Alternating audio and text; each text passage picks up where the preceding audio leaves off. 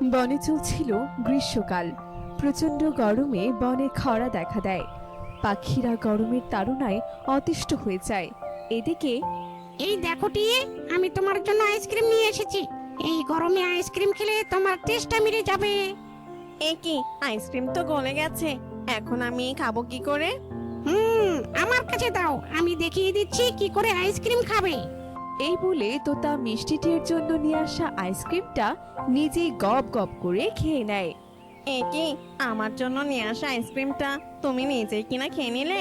ঠিক আছে, তুমি আইসক্রিম খাও, আমি একটু বনের গভীরে গিয়ে দেখি টাকার মতো ঠান্ডা আর ছায়াযুক্ত কোনো গাছ পাই কিনা।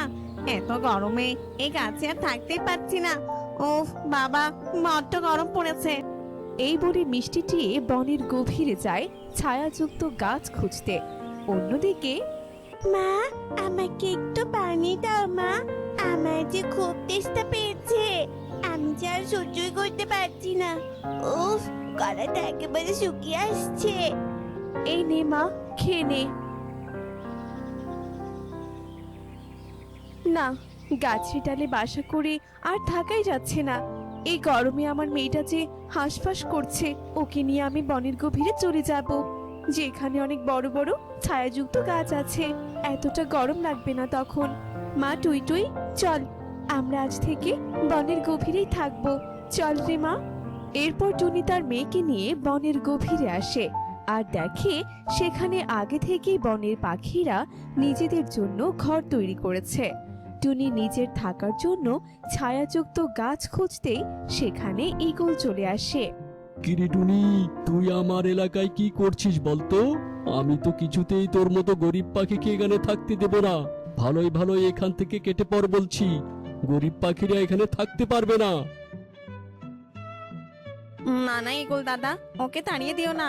ও গরিব হলেও খুব ভালো মনের পাখি। টুনি সবার বিপদে পাশে থাকে। দয়া করে ওকে তুমি আমাদের সাথে থাকতে দাও, থাকতে দাও ইগল দাদা।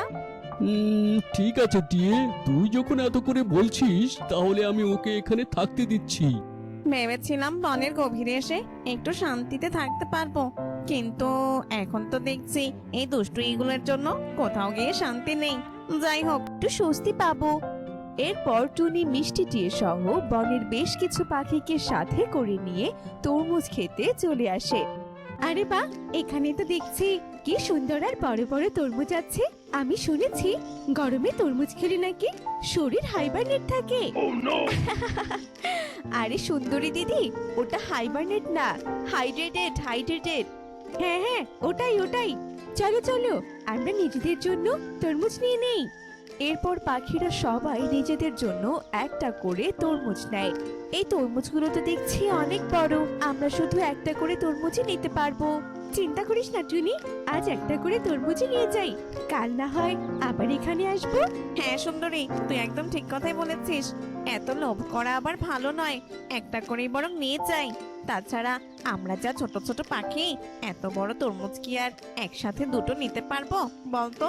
এই বলে সবাই যার যার তরমুজ নিয়ে সেখান থেকে চলে যায়। অন্যদিকে দুষ্টু ঈগল গাছের আড়ালে লুকিয়ে লুকিয়ে এসব কিছু দেখছিল। এই তরমুজগুলো যদি ওরা নিয়ে যায় তাহলে তো আমি আর কিছুই পাবো না। না না, আমাকে কিছু একটা করতে হবে। এই সব তরমুজ আমি খাবো। এই বলে ঈগল তরমুজের ক্ষেত থেকে একটা একটা করে তরমুজ ছিঁড়ে তার বাড়িতে রেখে আসে। এভাবে সে সব তরমুজ তার বাড়িতে নিয়ে আসে। এরপর তরমুজ খেতে গিয়ে তরমুজের সব গাছগুলো নষ্ট করে ফেলে। এখন আমিও দেখবো বনের পাখিরা কি করে এই মিষ্টি তরমুজ খায়। অন্যদিকে পাখিরা নিজেদের বাড়িতে বসে তরমুজ খেতে থাকে। এদিকে আরে বাহ, এই তরমুজ তো বেশ মিষ্টি। মা, তুমি কাল আমার জন্য আবার তরমুজ নিয়ে আসবে কিন্তু। ঠিক আছে রে মা, তাই হবে। কাল আমি আমার সোনামায়ের জন্য আবারও রসালো তরমুজ নিয়ে আসবো, তুই একদম চিন্তা করিস না। আরে বাহ, বেশ সুস্বাদু আর রসালো তরমুজ। আহা, কি যে মিষ্টি! এই গরমে তরমুজ খেয়ে মনটা একেবারে শীতল হয়ে গেল। যদি রোজ রোজ এমন সুস্বাদু তরমুজ খেতে পারতাম তাহলে বেশ মজা হতো। কাল আমরা সবাই আবারও তরমুজ আনতে যাব, তখন তুমি না হয় মন ভরে খেও। পরের দিন সকালবেলা পাখিরা আবারও উড়তে থাকে তরমুজ ক্ষেতের উদ্দেশ্যে। আজ তো আমি দুটো তরমুজ নিয়ে আসবো, একটা আমার জন্য আর একটা তোতার জন্য। জানিস টুনি, কাল তোতা পুরো একটা তরমুজ একাই খেয়ে ফেলেছে, আমাকে একটুও খেতে দেয়নি। তাই ভাবছি আজ দুটো তরমুজ নেব, একটা আমার জন্য আর একটা তোতার জন্য। ঠিক আছে দিদি, ঠিক আছে, নিও। কথা বলতে বলতে তারা তরমুজ খেতে চলে আসে আর দেখে সেখানে একটা তরমুজও নেই, আর তরমুজের গাছগুলো নষ্ট হয়ে পড়ে আছে। এ কি, গাছে তো একটা তরমুজও দেখছি না, আর গাছগুলো কে যেন নষ্ট করে রেখে চলে গেছে। এমন জঘন্য কাজ কে করলো বলো তো? এই কাজটা যে কে করেছে কে জানে। এই কাজটা যে করেছে তার তরমুজ খেয়ে খেয়ে পেট খারাপ করবে, আর ঠিক মতো পাটিও বের হবে না, এই আমি বলে দিলাম। বাদ দাও গো সুন্দরী দিদি, বাদ দাও। যা হবার তা তো হয়ে গেছে। এই ক্ষেতের একটা করে তরমুজই হয়তো আমাদের ভাগ্যে ছিল, তাই আমরা একটা করে তরমুজই পেয়েছি। চলো এবারে বাড়ি ফেরা যাক, এখানে থেকে আর কেই বা করবে বলো তো? এরপর থেকে আমরা রোজ রোজ তরমুজ খেতে পারবো, তাও আবার আমাদের নিজের ক্ষেতের তরমুজ। ও মা, তাই বুঝি? কিন্তু কি করে মা? ওই দেখ তরমুজের বীজগুলো কেমন পড়ে আছে। আমরা যদি এই তরমুজের বীজগুলো রোপণ করে দেই আর গাছের যত্ন নেই, তাহলে কিছুদিনের মধ্যেই গাছে তরমুজ ধরবে আর আমরা মজা করে তরমুজ খেতে পারবো। আরে বাহ, এটা তো বেশ দারুণ বুদ্ধি মা। এরপর টুনি বনের পাখিদের তরমুজ রোপণের কথা বললে সবাই রাজি হয়ে যায় আর তরমুজের বীজ রোপণ করতে থাকে। তারা রোজ রোজ তাদের তরমুজ খেতে পানি দিতে থাকে। দেখতে দেখতে তাদের খেতে বড় বড় তরমুজ ধরে। আহা, এই তরমুজগুলো দেখে আমি আর লোভ সামলাতে পারছি না। কখন যে তরমুজ ছিঁড়বো আর কখন যে তরমুজগুলো আমার পেটে যাবে কে জানে। তোমাকে আর অপেক্ষা করতে হবে না মিঠু দাদা, আমাদের ক্ষেতের তরমুজগুলো পরিপক্ক হয়েছে, তুমি আজই খেতে পারবে। চলো সবাই মিলে তরমুজগুলো পেড়ে নেই। এরপর পাখিরা নিজেদের জন্য তরমুজ ছিঁড়ে নেয় আর বনের গাছের নিচে বসে তরমুজ খেতে থাকে। ওয়াও, এই তরমুজগুলো তো দেখছি বেশ মিষ্টি। যাও আমার জন্য আরেকটা তরমুজ নিয়ে এসো। এই একটা তরমুজ দিয়ে আমার পেট ভরবে না। কি বলছো তুমি? এত বড় একটা তরমুজ খেয়েও কিনা তোমার পেট ভরলো না? ওটা তোমার পেট নাকি ইঁদুরের গর্ত শুনি? মিঠু একদম ঠিক কথা বলেছে, এই তরমুজগুলো অনেক মিষ্টি, একটা খেয়ে পেট ভরলেও মন কিন্তু ভরবে না। সুন্দরী দিদি, তোমাদের যত ইচ্ছে এখান থেকে তরমুজ খাও, এটা তো আমাদেরই ক্ষেত তাই না? কেউ তো আমাদের বাধা দেওয়ার নেই, তাই যত ইচ্ছে তোমরা তরমুজ খেতে পারো। এভাবেই পাখিরা তরমুজের স্বাদ নিতে থাকে। দেখতে দেখতে বেশ কদিন কেটে যায় আর বনে আগের তুলনায় অনেক বেশি গরম পড়তে থাকে। গরমের তাপ সহ্য করতে না পেরে পাখিরা একটি বড় ছায়াযুক্ত গাছের নিচে এসে বিশ্রাম নিতে থাকে। বাবারে বাবা, যা গরম পড়েছে, ঘরে তো থাকতেই পারছি না। সকাল থেকে কতবার যে পানি খেয়েছি তার কোনো হিসেব নেই, তবুও আমার গলাটা শুকিয়ে একেবারে কাঠ হয়ে যাচ্ছে। এবছর যে কেন এত গরম পড়েছে তা কে জানে, ঘরে তো থাকাই যাচ্ছে না। হ্যাঁ মিষ্টি দিদি, একদম ঠিক বলেছো তুমি। আমাদের ঘরগুলো তো শুকনো ঘাস আর খড় দিয়ে বানানো, যা শীতের জন্য বেশ মানানসই, কিন্তু গরমে এই ঘরগুলো তো আমাদের ছায়া দিতে পারবে না।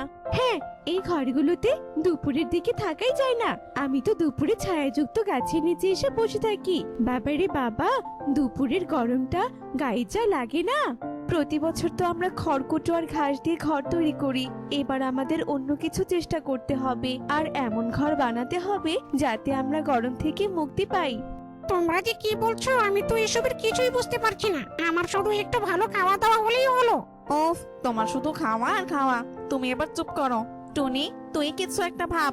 পেয়েছি মিষ্টিটি, আমি একটা উপায় পেয়েছি। আমাদের খেতে কত বড় বড় তরমুজ ধরেছে, আমরা যদি এই তরমুজ দিয়ে বাড়ি তৈরি করি তাহলে কেমন হয় বলো তো? কি বলছিস তুই টুনি? তরমুজ বাড়ি? কিন্তু তরমুজের বাড়ি আবার কি করে বানায় বলতো? এমন বাড়ির কথা তো এর আগে আমি কখনো শুনিনি। আরে সুন্দরী দিদি, তরমুজ বাড়ি বানানো একদম সহজ কাজ। শোনো, আমি তোমাদের বলছি কি করে তরমুজ বাড়ি বানাতে হয়। তরমুজের ভেতরের লাল অংশটুকু আমরা খেয়ে নেব আর ভেতরের অংশটা দিয়ে বাড়ি বানাবো। এবার বুঝেছো? সহজ না? বুদ্ধিটা তো বেশ দারুণ রে টুনি, কিন্তু এই বুদ্ধি কি আমাদের কাজে দেবে? হ্যাঁ মিষ্টিটিয়ে, নিশ্চয়ই কাজে দেবে। চলো সবাই আমরা ঘর বানানোর জন্য বড় তরমুজগুলো বেছে নেই আর ঘর বানানোর কাজে লেগে পড়ি। চলো চলো। এরপর পাখিরা বড় বড় তরমুজ ছিঁড়ে ভেতরের লাল অংশটুকু বের করে তরমুজ ঘর তৈরি করে। আরে বাহ, যতটা ভেবেছিলাম এই ঘরটা তো তার থেকেও বেশি সুন্দর লাগছে। তোতা চলো ভেতরে গিয়ে দেখি টুনির কথা মতো ঠান্ডা লাগে কিনা। আহা, এই ঘরে তো একদমই গরম লাগছে না, মনে হচ্ছে এখন বোধহয় শীতকাল চলছে। আহা, কি শান্তি। অন্যদিকে সব পাখিরা নিজেদের ঘরে প্রবেশ করেছে। আরে বাহ, টুনির বুদ্ধিটা তো বেশ কাজে দিয়েছে। সত্যি এখন তো আর গরম লাগছে না। মা, এই ঘরে আমার একদম গরম লাগছে না। তরমুজ ঘর দেখতে যতটা সুন্দর ততটাই উপকারী।